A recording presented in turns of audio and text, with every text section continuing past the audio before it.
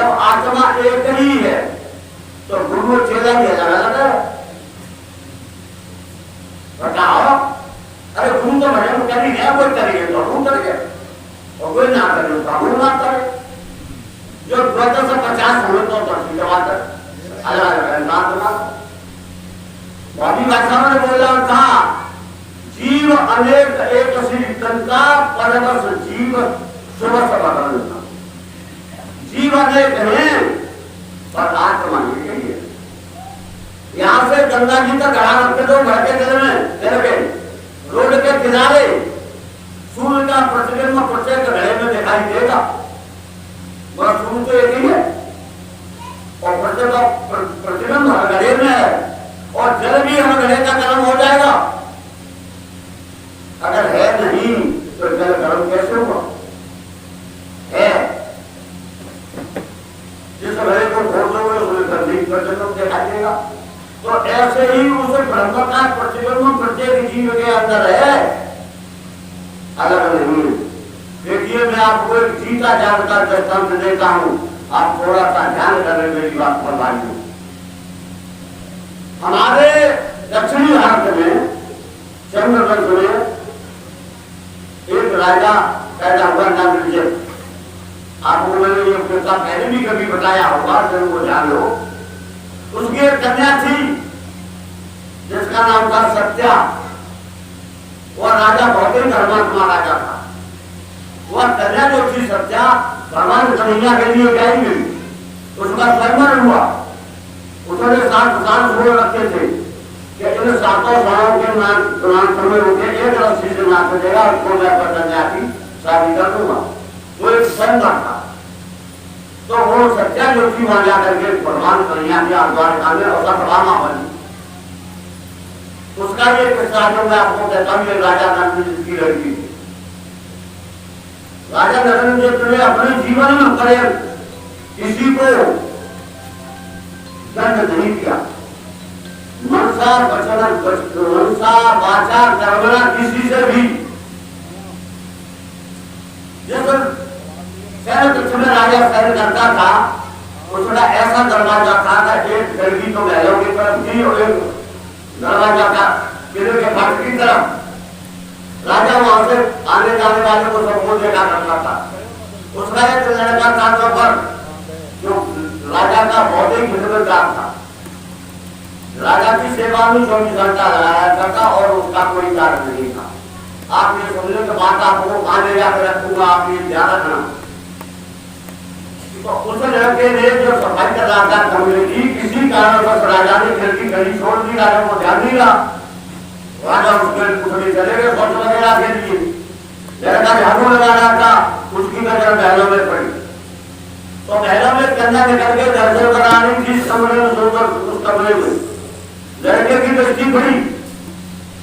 लड़के ने सोचा कहे परमात्मा या तो जब कन्या है या कोई अप्सरा है, ऐसी पृथ्वी पर न जाकर लड़की नहीं देगी। अब उस लड़के का रुझान बढ़ गया उधर और एक तरफा प्यार कर लिया। उस लड़की से लड़की को कोई पता ही नहीं था। जब प्यार करने लगा तो अब वो उस प्रयास में रह गए इस लड़की को मैं जवाब जीवन के तो ले लूं, पर लड़की उसको देखने को न मिली। जब लड़की देखने को न मिली और वो जब राजा निकलता था तो लड़की को खोल देता था लड़का। केवल उस लड़की को जी भर के देखने की इच्छा।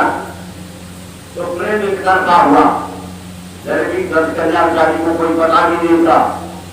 खैर फूल खांसी खुशी डर प्रीत और पान रहना चाहे ना कदे जाने सकल का। बात धीरे धीरे खुल गई। सबको पता चल गया कि ये लड़का जो है हमारी लड़की को चाहता है। राजा ने सोचा कि हमारी ना कर देगा किसी दिन, ये धर्म की तरफ जाना है लड़का और मैंने आज तक किसी को दर्द दिया से बढ़ाता हूँ तो ये बहुत बड़ा पाठ से मुझे लगेगा।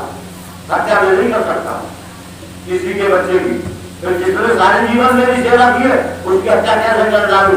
अगर ऐसा नहीं करता हूँ तो ये हमारी ना कर दे।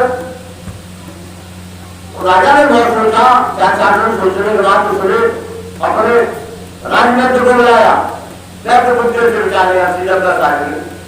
उन्होंने कहा जी आप हमारे परिवार के बड़े व्रत हैं और खास सदस्य हैं आपसे हम क्या छुपाएं, ऐसे ऐसे मामला है। अगर ये मामला आगे बढ़ता है तो ये लड़का हमारी नाक को काट देगा। और मैंने आज तक जो है किसी को किसी प्रकार का कर्म नहीं दिया। अब क्या हुआ ऐसी स्थिति में आपकी बताइए, हम इसलिए आपकी राय ले रहे।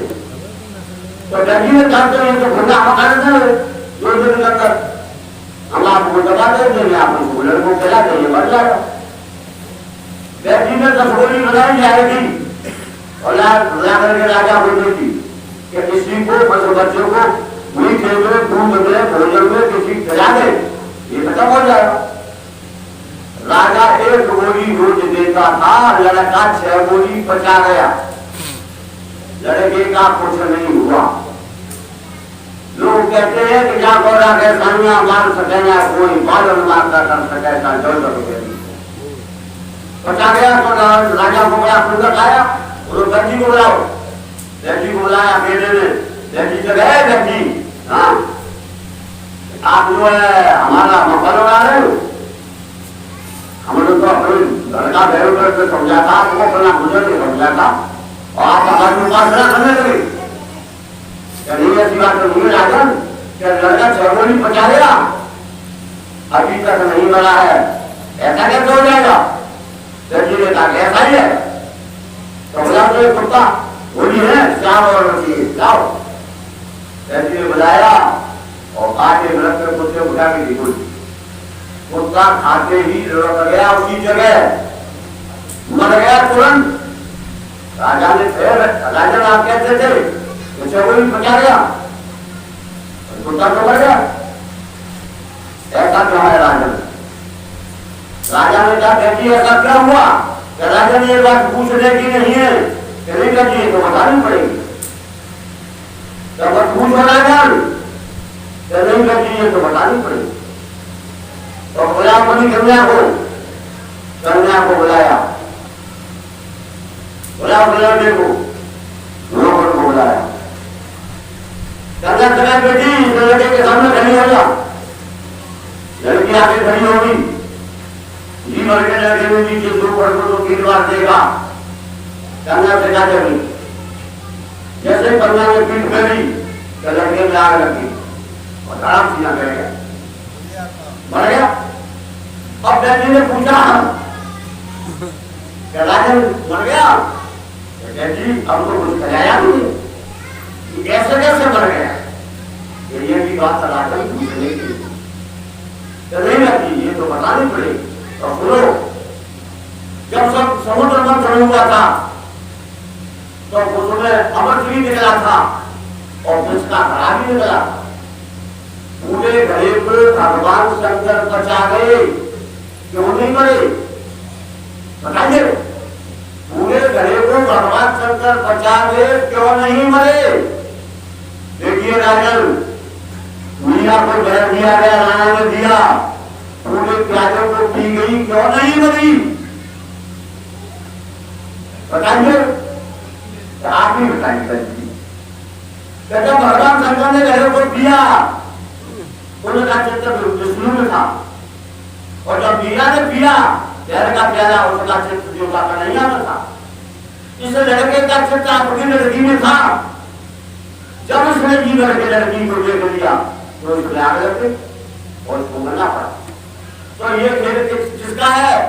चित्त का। ये खेल किसका है? चित्त का। अभ्यास योग युक्त चेतसा नाम दामना परम पुरुषम दिव्य। जब चित्त चलता है